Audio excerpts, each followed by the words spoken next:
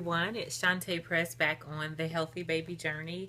And whoa, it has been quite a journey over the past month. The baby is now a month old. I haven't done really many videos because I wanted to take this time to get acclimated to just being a new mommy again and adjusting and spending time with my family, spending time with the baby. So I said I would wait, until the baby was a month old before I started to do any more videos or blogging or things like that. And let me get my clock because I want to make sure that I don't take forever making this video. But there's so much to catch you guys up on. Oh my gosh. I'm going to go week by week over the first 4 weeks of the baby's life. It just kind of tell you guys the good, the bad, and the ugly. How it's been, what we've been doing, and things like that. Labor and delivery was good. Labor was a lot longer than I anticipated, considering that this was our third baby. I'm like, oh yeah, this baby's just going to drop right out. Didn't happen that way. But delivery was really quick. 3 pushes and boom, he was here. No meds, no stitches. We had a healthy baby, healthy mommy. He latched on within like 5 minutes. And when I say latched on, I mean for breastfeeding, within about 5 minutes after being born. And we just went from there. So how was the first week? So the first week definitely had its ups and downs, but it was good because I've been down this road before, so I knew what to expect. We introduced the baby to our other 2 little ones, and let me kind of back up a little bit. During my prenatal period, or while I was pregnant, we decided along with our midwife that we would let the kids, our current kids were here before the baby, have the option of deciding if they wanted to be present at the delivery or not, and if they wanted to be part of labor with us. And I know I'll catch some flack and people will be like, oh my God, your kids are too young, why would you do that, da da da da. But that's just, we do things naturally, and I've always kind of gone to the beat of my own drums, as most people know.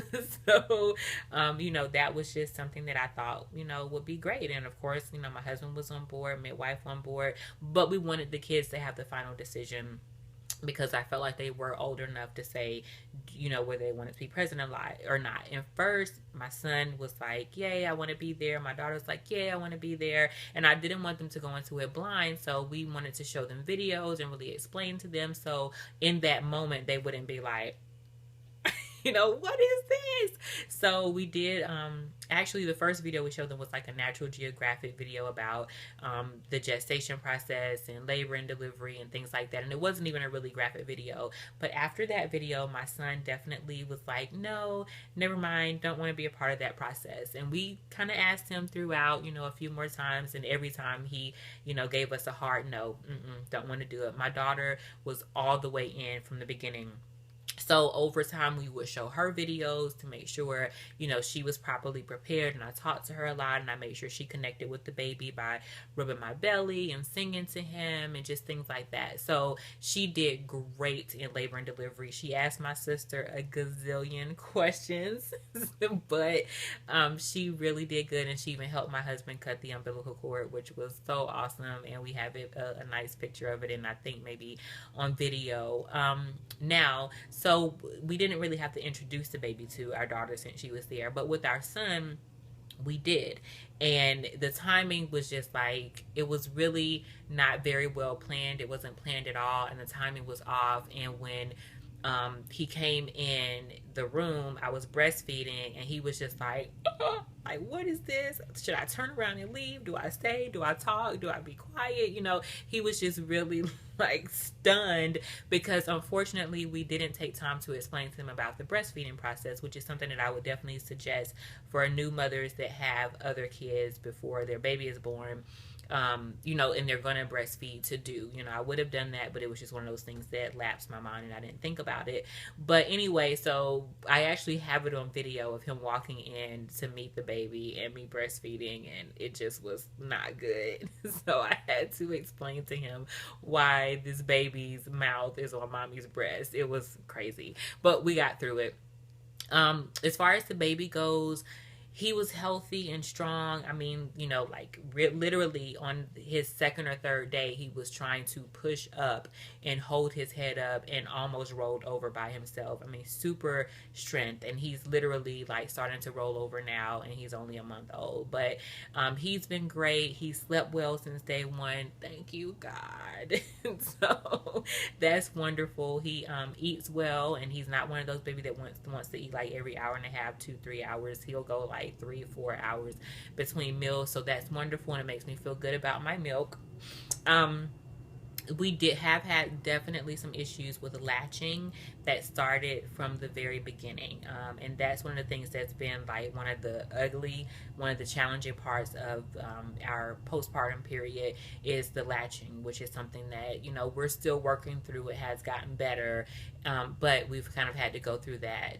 What else? I did placenta encapsulation, which I won't go into great detail about that right now. I may do a video about it, and if you guys have questions, feel free to email me or message me via social media or on the blog, however you want to make contact, because I really want this part of the journey, with it being the postpartum period and the baby being here, to be more educational, especially for new mommies out there. Because a lot of times, especially I remember when I had my first baby, I just felt so in the dark because there were so many things that I wanted to do naturally and differently than my mother or my grandparents had done things, and there just weren't a lot of resources out there. I mean, of course I had my midwife, but she's only there for a certain period of time, and just as time went on, because I made my own baby food, I breastfed for an extended period of time, I did cloth diapering, I didn't do like over-the-counter medication, I did a lot of herbal things, and just going through that learning process, it definitely, you know, was a process. And I wish I had somebody that I could have called on to ask, or a blog that I could have gone to, and maybe there was and I just didn't know about it.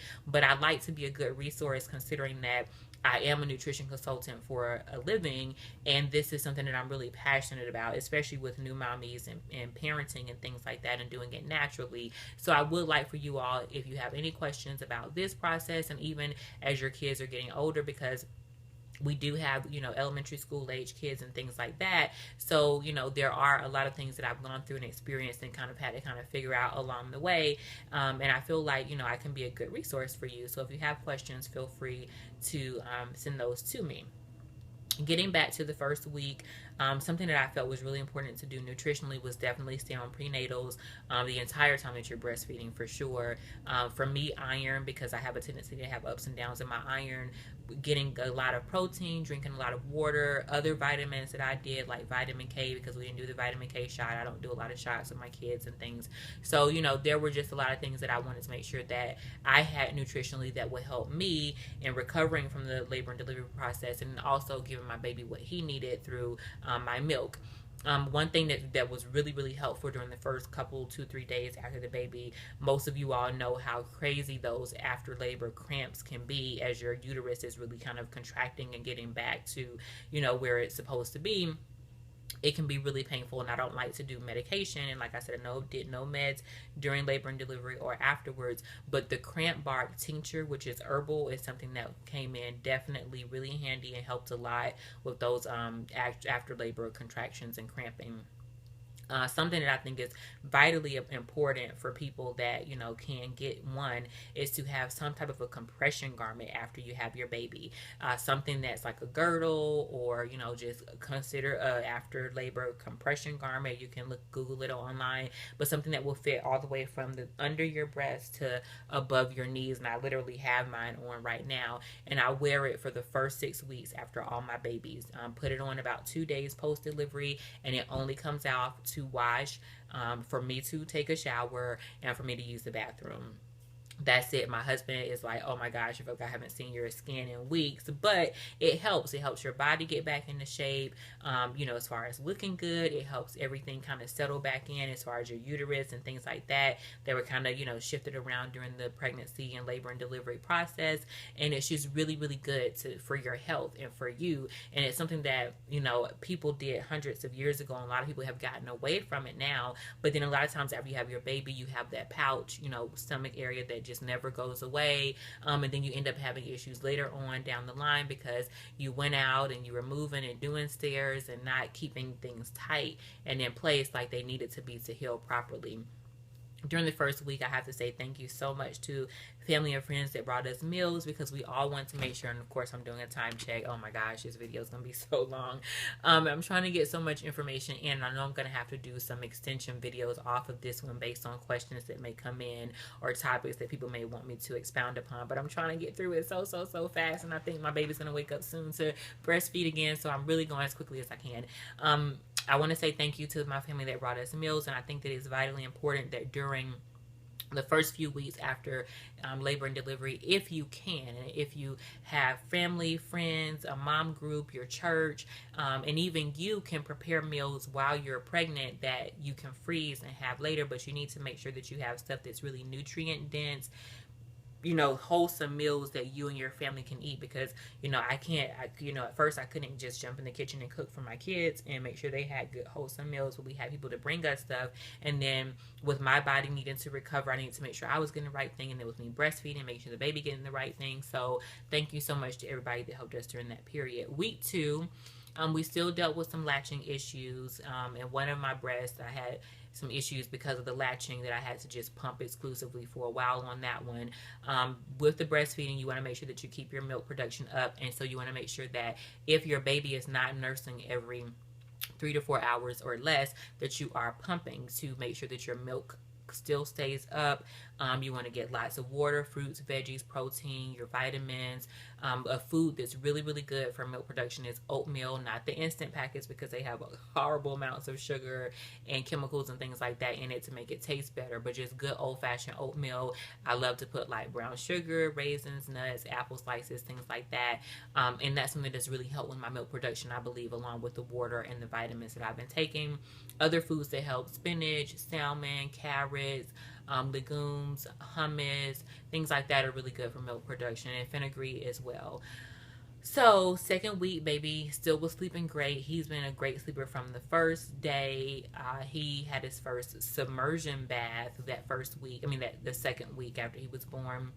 And I have a video of that kind of goes through the proper way to do the first bath and good natural products that you can use to make sure that your baby isn't getting like chemicals and parabens and things like that. The ugly, I guess, of the second week was that my daughter started to show signs that she kind of felt neglected. So that was hard for both of us to kind of figure out how to get through that period. And I just really had to have some heart-to-hearts with her, explaining that the baby really needed me right then. And, we were trying to work through some breastfeeding stuff, and that took a lot of my time and energy and just all of that. And my husband has been great, so he's done a great job making sure that he is super loved on them, my son and my daughter, while I'm kind of in the room with the baby and working through that. I can say that with having the latching issues, it did force me to pump a lot more than I did with my other pregnancies. So I have loads of breast milk. So anybody out there needs some breast milk to supplement, I got you. Anything else? Something that can happen after you have a baby is constipation. So I make sure that I keep prunes by my bedside. Prunes and water, definitely, along with a lot of fresh fruits and vegetables. So I've been great on that front. And so the second week, one of the other, I won't say it was an ugly, but it was a bad, was that laundry was just bananas. Because now not only do we have laundry for me, my husband, our 2 other kids, but now we have a baby. And I don't like to put the baby's laundry with everybody else's. So it was like, having to wash his stuff separately. And so laundry is just bananas. And I guess that's going to be how it's going to be for the next few, however many years that they're in the house. But at least the bigger kids do help with laundry. So that helps a lot. Week number 3, we started to get, more into a groove with just the baby being here and the other kids and things like that. That week, as far as the latching goes, I did, deal with the lactation consultant, which they are lifesavers for anybody dealing with breastfeeding and stuff. And you would think, like, this is my 3rd baby. I've breastfed forever with the other 2. So why am I having breastfeeding issues? Every kid is different, and you cannot predict these things. They just happen. But at least my milk production has been great, and I've been able to give him breast milk exclusively, no formula or anything. But starting the third week, the lactation consultant suggested that I start using a nipple shield for the breasts that we were having most of the latching issues with, which I started doing that, and it has helped a whole lot. So for any mommies out there experiencing latching issues with their babies for whatever reason, nipple shields are great. It kind of takes a learning curve to get used to it and getting it on there and the baby getting used to it, but once you do, it definitely helps to get you through that patch. The third week, we also had our food brigade from the Mocha Moms, which is the mom group that I'm a part of. Amazing, much Mocha love. I love you guys. Thank you so much. But they brought us dinner every day, Monday through Friday that week, and it was nice, wholesome, healthy meals, and they delivered them to us. And one of my friends that's in the group even fixed me and my husband and my kids' plates and served us and washed dishes and swept the floor and wiped the table down, and just amazing. Thank you so much, Cree, for doing that. And to everybody else, just thank you so much for your sacrifice and spending your money and your time and your energy to make sure that we had nice, healthy food in our bodies that week. Week 4, we were definitely starting to get more into a groove. The latching issues has started to wane a lot. Still little things here and there, but that got a lot better. My strength and